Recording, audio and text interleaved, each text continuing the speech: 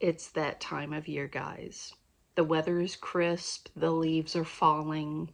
It's time for sweaters, flannels, hoodies, boots, warm socks, warm PJs, blankets.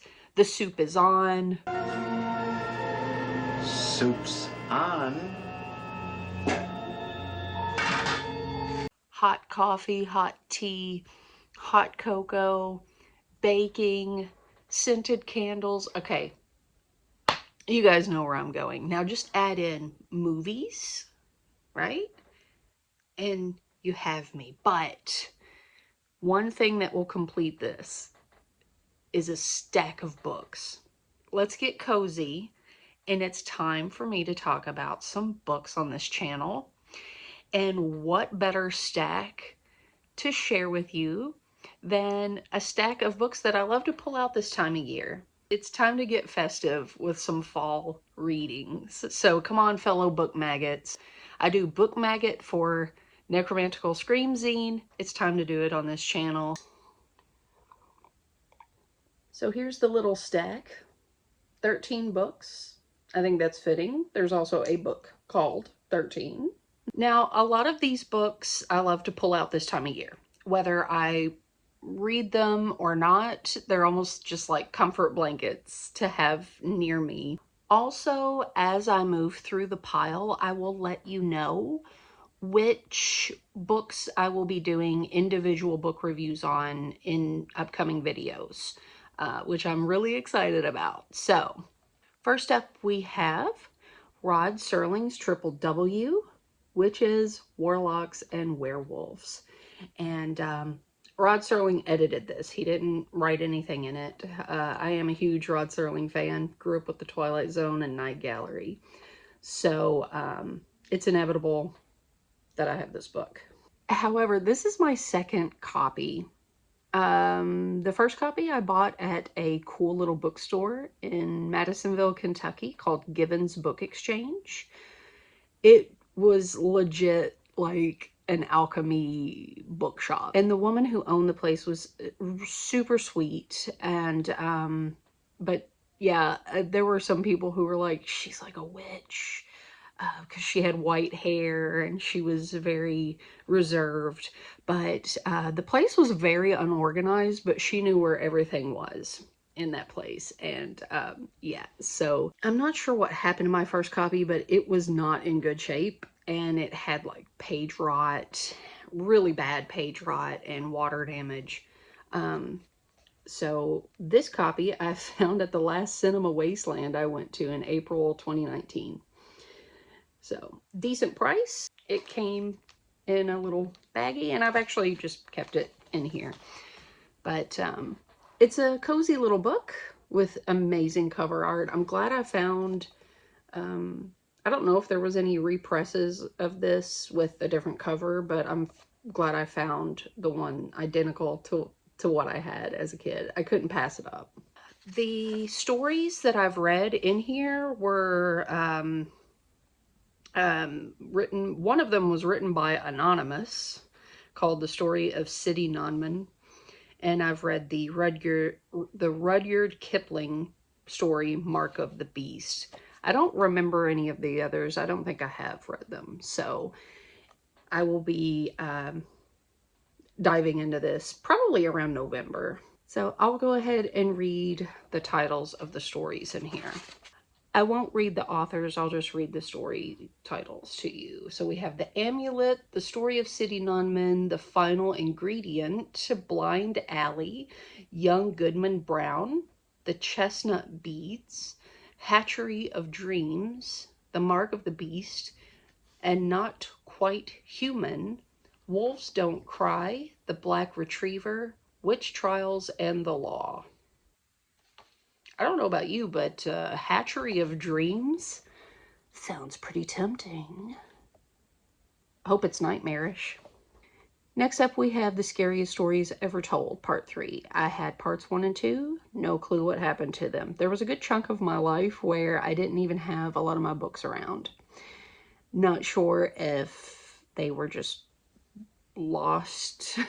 I don't know. I don't know what happened, unfortunately. I bought this at a place called the Book Broker. And I'm not sure when I bought it, but I do remember buying it there. In Evansville, Indiana. Great place if you are near that area. I believe it's still open. Here's the back of the book. And I'll read you the stories in here too. Let's see what we get. Hide and Seek, Dead Man's Hill, The Secret of the Dollhouse, The Slasher, Horror Weekend, Midnight, The Sea of the Dead, Killer Cactus, and The Man with the Skeleton Face. That one sounds cute. But yeah, I'm ready to dive into this one also. Probably, I mean, look at this. It's probably going to be like a sit down and in an hour you've read it, if that. But nothing beats a little, which all of these books are short story and anthology books. So they have that common ground. But yeah, again, nothing beats like a little pocket-sized book that you can just carry around with you. This one I've carried around a lot through the years. Midnight Fright, a collection of ghost stories. Love this book. I bought this probably like 1992. Pretty sure I bought it at the Scholastic Book Fair. I bought a lot of my books there. Actually, I think I remember, I remember seeing this in those little flyer catalogs that, they would hand out before the book fair, so you could kind of window shop, so to speak, pick out what you wanted. And it seems like that's where I saw this and was like, I gotta get that. Excellent, excellent art. Look at that. That puts me in the fall mood right there. Love this book. I'll show you the back. Perhaps the most famous story in this book is The Yellow Wallpaper by Charlotte Perkins Gilman. The other stories are The Signalman by Charles Dickens, Man Size in Marble by E. Nesbit, The Cigarette Case by Oliver Onions, The Horla by Guy de Maupassant. I even wrote my name in it as a kid. Next up, we have Haunted Kids, True Ghost Stories. Again, I mean, you can see I carried this one around a lot. Yeah, this was also one that was in the Scholastic Book Fair catalog, and I was like, gotta get that. I think I got this in like 94? When did this come out? Oh, 94. It was brand new, obviously. But I gave it some wear and tear over the years. I've read this a lot. And I'm going to cover this little thing up here. My best friend wrote in it. Hi, Vanessa, your best friend, Jamie, 95. Now, what stories in here? Let's see, we've got The Devil's Garden, Grave Consequences, The Headless Trainman, The Secret of Room 333, The Homewrecker, The Ghost of Slow Sam, The Babysitting Ghost, The Scaredy Cats, The Thing in the Attic, The Warning, and The Glowing Ball of Death. My favorite stories are The Devil's Garden and The Scaredy Cats and The Glowing Ball of Death.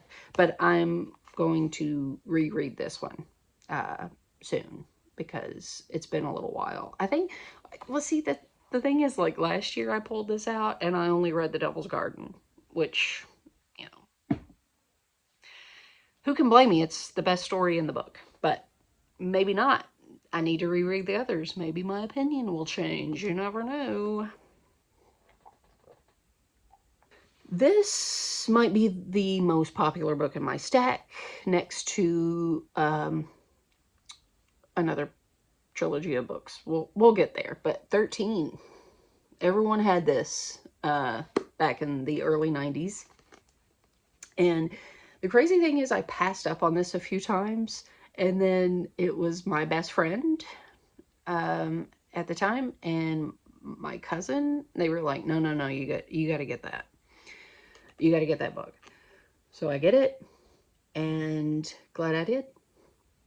Okay, so we have The Collect Call by Christopher Pike, and that's a two-parter. Part 2 is called The Black Walker. And I remember that one being one of my favorite stories, probably the contender for the best story in the book. And then we have Lucinda by La Litke, the Guiccioli miniature by J. Bennett. That one also, I remember being very good. Blood Kiss by D.E. Atkins, which I love that name because it looks like Deathkins spelled out. A Little Taste of Death by Patricia Windsor. The Doll by Carol Ellis. That's the one I just reread. It's a nice little story of like a haunted doll, and it reminds me of I have it right here, the first episode of the Friday the 13th TV series. Just like a haunted object that is, yeah, and it's a doll. So, I mean, it reminds me of that. The House of Horrors by J.B. Stamper. Where the Deer Are by Caroline B. Cooney, which I've read a few of her books. The Spell by R.L. Stine. We all know who he is. Dedicated to the One I Love, Diana Ho, which I've also read a lot of her books. Her Nightmare Hall series, of course. Hacker by Sinclair Smith, another author I've read quite a few books of. Death Flash by A. Bates. The Boy Next Door by Ellen Emerson White. It's classic. It's classic. It looks inviting, you know, and if all of these authors were just so prominent in our bookstores in the late 80s, early 90s, and need I say more? I will eventually do a more in-depth review on this at some point. It's not one that I have coming up soon, but I do want to reread these books, have them fresh on the brain, and then talk about the book. Next up, we have Real Life Ghost Stories. This is another one that I bought, I'm going to say 94. Maybe even bought it the same day I bought Haunted Kids. Bought it from the Scholastic Book Fair. Great book. One of the stories in here, which let's go through the stories. The Gray Man, The Haunted Highway, The Witch Hunter and the Curse, Messenger for a Ghostly Love, The Beauty and the Vampire, The Plantation Witch, The Haunting of the White House, Houdini's Return, The Weird Tale of the Wild West, and The Rat Mummy. The story in here that I loved the most was definitely The Witch Hunter and the Curse. And like when I was flipping through the book and I saw the picture, I was like, that's got to be the first story I read. And you can see why. It also inspired me to want to write witch stories, and it kind of plays into the novel that I'm working on now, which we won't go into right now, but yeah. Next up, we're going to get this big guy out of the way. The Walker Book of Ghost Stories. And I have an interesting story about this. I checked this out from the school library in '93. This has a cool, like, wraparound cover. But I checked this out from the school library, and I couldn't remember the title. I don't know why, you know, when you're young, you just check out a book and then you think that you're going to check it out again. But I don't know what I was thinking, because it was 93. I was in 5th grade. And then the next year I was going to be in 6th grade at a completely different school. And I guess I just thought, well, will I go to the library there and they're going to have the book and I'm going to be able to find it. I don't know what I was thinking. Anyway, I, for years, couldn't find this book, didn't know the title, which it is kind of an odd title, The Walker Book of Ghost Stories. But the first story in it I was obsessed with, and my dad was even like, what's this book? Oh, let me check this out. Oh man, this story Newell is pretty cool, you know. And there's the picture. But for years, I was like, man, I don't know what book that was that had that story in it. 2002, I walk into Walden Books and they had a display of books like Halloween. They had a Halloween display and this was on it. And I immediately was like, wait a minute. I recognized this little, and I was like, wait a minute. This is that book. This is that book with that Newell story in it. And I picked it up and I flipped through it and I just was like, I'm going home with this and it's mine. So anyway, this is actually a book I pull out around Christmas time, actually. The stories, a lot of the stories have like a wintry feel. And yeah, I don't know. I prefer to read this around Christmas time, actually. But I did pull it out for this stack because there's a couple of stories in here I want to reread soon. Okay, so now we're getting down to the most special of the book pile. Okay, next up we have The Walking Trees by Roberta Simpson Brown. It says Roberta Brown here, but on the other one it says Roberta Simpson Brown. Anyway, I checked this out and the book that I'm about to show you after this at the same time. I checked them out from the library. They had a table there, local authors. And I'm like, hey, okay, so a Kentucky, local Kentucky authors was the table. I'm like, The Walking Trees? This looks awesome. And I'll show you the back. That's her. She's a storyteller, and we are big on storytelling in Kentucky. That's part of our demographic. We're heavy into folklore, heavy into ghost stories and boogers, boogans, boogies, haunts, haints, whatever you want to call that shit. In Kentucky, that's just, that was our thing. You know, even in the late 80s, you know, turn off the TV, grab a flashlight, light a candle, whatever. We're going to hold a seance. We're going to tell ghost stories. Well, this is interesting. The book is signed. Not to me, unfortunately. I would love to meet her and have her sign my books. I had to get it, and I had to check it out from the library. It has some pictures in it. Pretty cool pictures.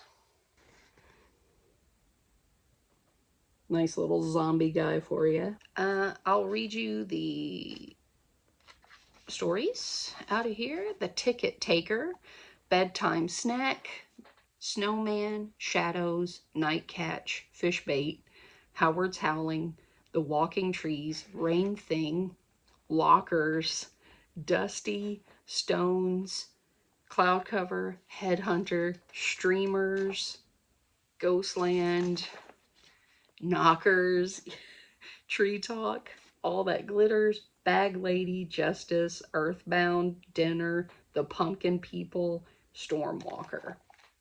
Great stuff. If you can find this on Amazon or whatever, grab it. Highly, highly recommend it. Total fun. This book, however, is her other book, and when I saw this, I absolutely freaked out. I was like, I have to absolutely fucking read this. Look at this. This is one of the books that I will be doing a video on soon for the month of October. I have my notes and everything that I want to talk about. I'll show you the back of the book. And even though I will be doing a video soon, I'll go ahead and read you the story titles, but I'm not going to talk much about it because I'm doing a video soon. Okay, we have Skin Crawlers, The Tractor, Flower Child, Sleeping Bags, Threads, Households, The Handle, The Whittler, Where Freddy Is, Whispers, The Closet, Night Voice, Up for Grabs, Pop-Ups, Betty's Light, Lighthouses, The Wake-Up Call, Green Thumbs, The Egg Hunt, The Craft Shop, Bone Diggers, and Feed My Cats. I'm excited to talk about this book. I mean, look at this. It's so cozy. It's so cozy. More to come. Okay, next up, the ultimate fucking triad. This is the trifecta, the triple, you get it, you get it, the triple gift that keeps on giving. Scary stories to tell in the dark. I mean, do I even have to? I'm telling you something, if I made a video on these, it would probably be an hour long for each book, over memories that I have with these books, the stories that I love out of them, and stories that are similar to Kentucky folklore of shit that I heard growing up. And yeah, I just, if you were to ask me if I have a favorite book out of these three, I honestly do not. I don't. Maybe I lean towards the first one the most. But the second one also has, so, and so does the third one. I mean, it's impossible to pick. It's impossible. If you were to ask me what my favorite illustration is, same. Again, it's impossible. But this is definitely high up there. Definitely high up there for one of the most rad fucking drawings in a children's book, along with this one, which this one was actually one that scared one of my friends over the girl, the haunted, over the haunted house picture. I mean, it's just, I read these stories to my children, and of course they're too young to, you know, comprehend what is happening, but they love to listen to Mama read. And yeah, these are part of our yearly tradition now. And I've already pulled them off the shelf, and I've already kind of been reading through them. I think this is funny too. I wrote my name in orange and black markers. And my mom, because I was carrying this book around so much, my mom covered it in this clear contact paper. She did it for this one too, but yeah. Yeah, these books are just so classic. I could talk all day, all night on these books. I love them so much. Maybe I'll do like some story readings on here. I don't know. We'll see. Okay, now the last book here, I saved the best for last, but I'm not going to talk much about it because I'm going to make a video on it soon. This is going to be the first book review video I do for the channel, and I've already written about it in Necromantical Screams Volume 1 for the first book, Maggot. If You Want to Scare Yourself by Angela Summer Bodenberg, and with illustrations by Helga Spice, or Helga Spice. I'm assuming that's how it is pronounced. This is a children's book that I checked out from the library, 92 or 93, and fell in love with it. I read it 3 times in a row the first time I checked it out and sat down to read it. It was a rainy day, and I was in the car when I started reading it, got home, and just couldn't put the book down. I was like walking into the house still reading it, and then I sat down and I read it 3 times over. I love this book so much. So yeah, I'm gonna save all of the stories for that video. This copy I bought while I was living in New York. I ordered it online, and then because I had a lot of my books in storage, this was my original copy here. It's so worn out. The back cover is completely off. Big tear here. Yeah, I bought this in '93 from the Scholastic Book Fair. But yeah, I'm going to talk about this book more in depth in the video. So there's my stack. I hope you guys enjoyed the video. Alright, that wasn't too bad. I will be doing more book videos as well. So like, comment, and subscribe. You know the drill. The driller killer is coming. And look for the individual reviews to come on both If You Want to Scare Yourself and Queen of the Cold-Blooded Tales. Hopefully I can squeeze in another one. Let me know in the comments what books you're reading, what if they're short story collections or just books in general. I'm always looking for new ones, or willing to talk about ones that maybe we both love. On to the next video, and until then, dismiss.